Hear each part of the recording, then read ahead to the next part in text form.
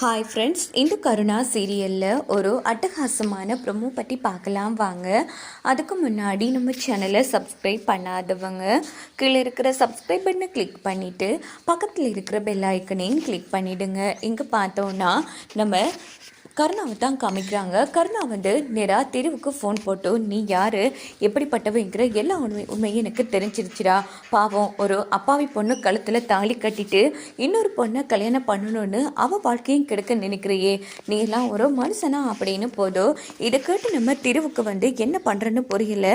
இவனுக்கு எப்படி தெரிஞ்சுது கடவுளே அப்படின்னுட்டு. இங்கே பாரு கருணா, இங்கே பைத்தியக்காரத்தனமாக பேசிட்டு இருக்காத. இங்கே பாரு, நீ என்ன சொன்னாலும் நான் கேட்க தயாராக இல்லை. இப்போவே கோவில் இருக்கிற மைக்க வாங்கி உன்னோட கேவலமான விஷயத்த சொல்ல போற அப்படின்னதும் இது கேட்டு திரு பேரதிர்ச்சி ஆகிறாங்க. கருணா, முட்டாள்தனமா பேசிட்டு இருக்காத அப்படின்னதும் உடனே நம்ம கருணா கண்டிப்பா நான் பேசுவேண்டா, ஏன் சிலையே நீ உடைச்சி என்ன அசிங்கப்படுத்திட்டல, கண்டிப்பா நான் உன்னை அசிங்கப்படுத்தியே ஆகுவான் அப்படின்னதும், ப்ளீஸ் கருணா அப்படிலாம் ஒன்றும் பண்ணிடாத, முதல்ல நான் சொல்ல வரத கேளு அப்படின்னதும் உடனே கருணா சரி ஓகே, நீ சொல்றத நான் கேட்கணும்னா நான் சொல்றத நீ கேளு அப்படின்னதும், சொல்லு என்ன பண்ணணும். இங்கே பாரு, எக்காரணத்தை கொண்டும் பரிவட்டம் உன் குடும்பத்தில் இருக்கிற யாருக்குமே கிடைக்கக்கூடாது, அது என் அண்ணனுக்கு தான் கிடைக்கணும். அதுக்கு மட்டும் நீ சம்மதிச்சேன்னா கண்டிப்பாக உன் விஷயத்த நான் யார்கிட்டையுமே சொல்ல மாட்டேன் அப்படின்னதும் இது கேட்டது திருவுக்கு என்ன பண்ணுறன்னு புரியல. என்னடா இந்த ஒரு விஷயத்த வச்சு பரிவட்டத்தை தட்டலான்னு பார்க்குறியா நீயும் உன் அண்ணனும் அப்படின்னதும், ஓஹோ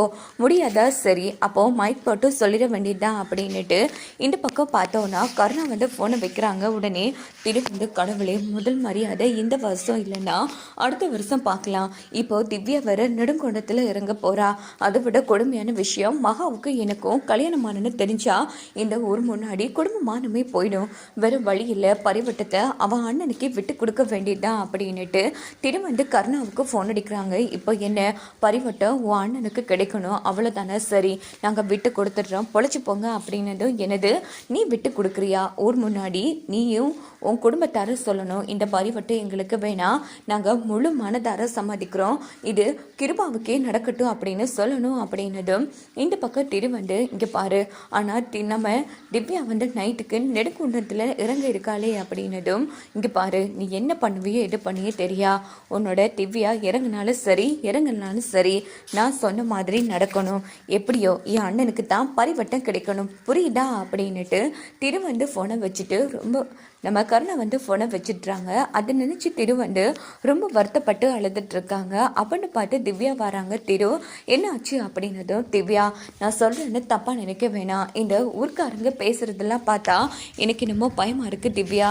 நமக்கு இதெல்லாம் வேணாம், பேசாமல் அந்த கிருபாவுக்கே பரிவட்டம் கட்டிடலாம் அப்படின்னதும், என்ன திரு பேசிட்டு இருக்க, நீ ஏன் இப்படி பேசுகிற, நல்லா தானே இருந்தா, அதுக்குள்ளே என்ன ஆச்சு உனக்கு, என்ன அந்த கருணா யாரும் ஒன்று மிரட்டினாங்களா சொல்லு அப்படின்னதும், அதெல்லாம் இல்லை திவ்யா, நீ நெடுங்குண்டத்தில் இறங்க போகிற, எனக்கு பயமாக இருக்குது, அதெல்லாம் வேணாம், நீ சிட்டியில் வாழ்ந்த பொண்ணு, இதை பற்றி உனக்கு எதுவுமே தெரியாதில்ல அப்படின்னதும், அதுக்காக பொண்ணுங்கன்னா கேவலமாக போச்சா, நான் வேணும்னா சிட்டியில் வாழ்ந்துக்கலாம், ஆனால் ஒரு பொண்ணா என்னால் சாதிக்க முடியுங்கிற நம்பிக்கை இருக்குது. இங்கே பாரு, இந்த விஷயத்துல நீ மட்டும் இல்லை, யார் என்ன சொன்னாலும் சரி நான் யார் விஷயத்தையும் கேட்க மாட்டேன், நான் தாத்தாவுக்கு வாக்கு கொடுத்துருக்கேன், திரு கண்டிப்பாக நெடுங்குண்டத்தில் இறங்கியே தீருவான் அப்படின்னுட்டு இந்த பக்கம் பார்த்தோன்னா நம்ம திவ்யா ஒரு முடிவில் இருக்காங்க. கடவுளே, இப்போ திவ்யா என்ன சொன்னாலும் கேட்க மாட்டா, நான் என்ன பண்ணுறது அப்படின்னு புரியாமல் திரு அந்த இடத்துல தவிச்சிட்டு இருக்காங்க. இன்னொரு பக்கம் பார்த்தோன்னா அன்னைக்கு நைட்டு தான் காமிக்கிறாங்க. கிருபா அங்கே இருக்கிற ஐயர்கிட்ட நம்ம திவ்யா நெடுங்குண்டத்தில் இறங்கும்போது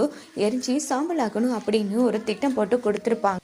ஸோ இந்த பக்கம் பார்த்தோன்னா அதுக்கேற்ற மாதிரி அந்த பூசாரியும் நெடுங்குண்டத்தில் ஒரு விஷயத்த பண்ணி வச்சிட்றாங்க. இந்த பக்கம் திவ்யா இறங்குறதுக்காக ரெடி ஆகிட்டு வராங்க. இன்னும் கொஞ்சம் நேரம் தான் இருக்குது, உன் கதை முடிச்சிடும், அதுக்கப்புறமா பரிவட்டம் எனக்கு தாண்டி ஒரு பொம்பளை உன்கிட்ட நான் தோக்கணுமா அப்படின்னு கிருபா யோசிக்கிறாங்க. இங்கே பார்த்தோன்னா நம்ம கருணா திருக்கிட்ட சொன்னது ஞாபகம் இருக்குல்ல, விடியறதுக்குள்ளே முடிவு வரணும் அப்படின்னதும் திரும்பவும் என்ன பண்ணுறேன்னு புரியாமல் தவிச்சிட்ருக்காங்க. அங்கே பார்த்தோம் இந்த பக்கம் நம்ம திவ்யா நெடுங்குண்டத்தில் இறங்கி நடக்க ஆரம்பிக்கிறாங்க. அப்படின்னு பார்த்து ஸ்லிப் ஆகி கீழே விழலான்னு போகும்போது மகாவும் இந்துவும் படிச்சிடுறாங்க. திவ்யா பார்த்து நட அப்படின்னதும் திவ்யா ஒரு வழியாக நெடுங்குண்டத்தில் இறங்கி வந்துடுறாங்க.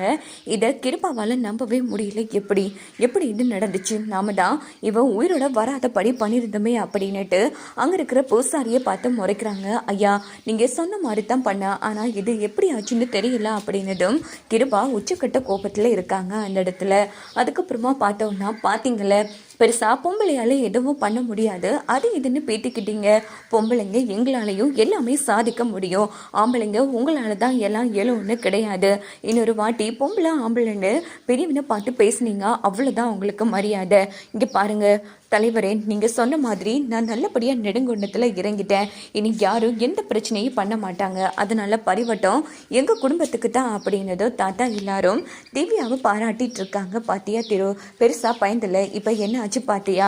ஒரு வழியாக நான் இறங்கிட்டேன், சந்தோஷம் தானே அப்படின்னதும் உடனே திருவோம் சந்தோஷம் தான் திவ்யா அப்படின்னு சொல்லிக்கிறாங்க. இங்கே பார்த்தோன்னா நம்ம கிருபா செம கடுப்பா அங்கேருந்து கிளம்பிடுறாங்க. அண்ணன் அப்படின்னதும் என்னடா அண்ணே அண்ணே நீ மட்டும் ஏழியா வந்திருக்க, இப்படிலாம் நடந்திருக்குமா? என்ன எவ்வளோ அசிங்கமாக இருக்கு தெரியுமா? கேவலம் அந்த பொம்பளைக்கிட்ட நான் தோத்துட்டேன் அப்படின்னு கிருபா அந்த இடத்துல டென்ஷன் ஆகிட்டு இருக்காங்க. அண்ணே, நீ எதை பற்றி யோசிக்காதுன்னு, எப்படிப்பட்டாச்சும் விடையிறதுக்குள்ள உனக்கு பரிவட்டம் கிடைக்கிறபடி நான் பண்ணிடுறேன், நீ யோசிக்காத அப்படின்னு எப்படிரா கமிட்டியே முடிவு பண்ணிட்டு நெடுங்குண்டத்துலேயும் இறங்கியாச்சு, இதுக்கப்புறமும் என்ன இருக்கு அப்படின்னதும் நான் தான் சொல்கிறேன்ல, விடையிறதுக்குள்ள உனக்கு தான் பரிவட்டுங்கிற செய்தியா அந்த குடும்பமே அவங்க வாயால் சொல்லுவாங்க அப்படின்னதும் உடனே கிருபா எதுவும் பேசாமல் அமைதியாக இருக்காங்க.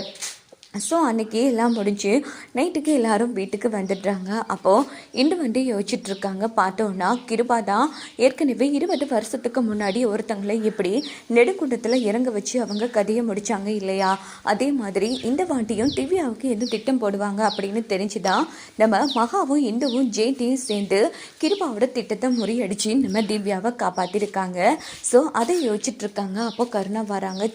கொஞ்சத்துக்குள்ளே இது எல்லாமே போச்சு, இல்லைன்னா பரிவட்டை என் அண்ணனுக்கே கிடைச்சிருக்கும் அப்படின்னதும் ஏண்டா நீ கொஞ்சம் கூடவே திருந்த மாட்டியா அப்படின்னதும் ஏய் என்ன திருந்துற அதுன்னு பேசுகிற அப்படிங்கிறாங்க. இங்கே பாரு, திருவண்ணன் ரொம்ப நல்லவர், அவரை போய் வாய்க்கு வந்தபடி பேசிட்டு இருக்க, இதெல்லாம் ரொம்ப தப்பு கருணா அப்படின்னது. என்னடி தப்பு?